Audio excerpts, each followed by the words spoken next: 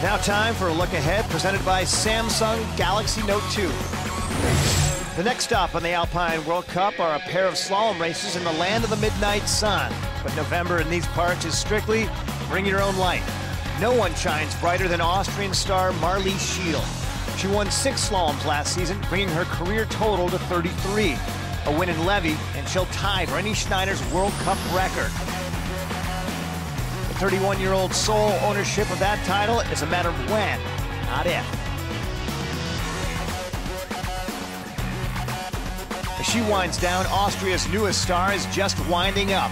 At 23 years old, Marcel Hirscher is a blur of athleticism. He won the overall and the giant slalom globe, but his true gift is a slalom. Hirscher won 5 last season.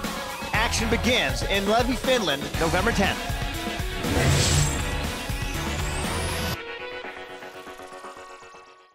Rogers and Dahlhauser win it late, but perhaps Gibbon Rosenthal gave it away early. It's the subject of our Subway Fresh Take. You can't give the thin beast 2 bites of the apple. Take it back to the first set. It was 19-18, Rogers and Dahlhauser, and Gibbon Rosenthal, well, they made a mistake.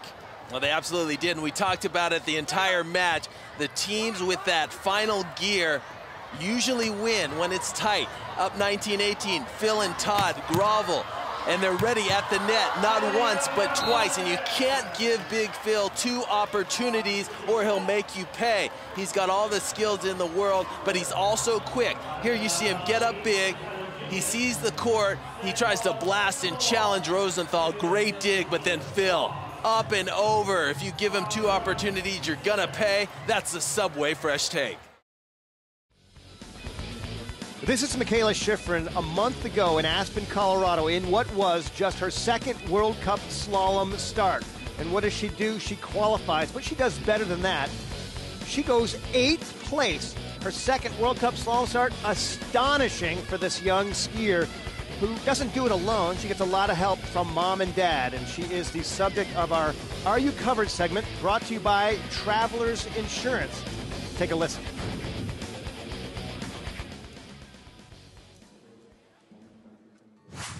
My parents were skiers. My mom was a masters racer. My dad raced for Dartmouth, and they're both really good skiers.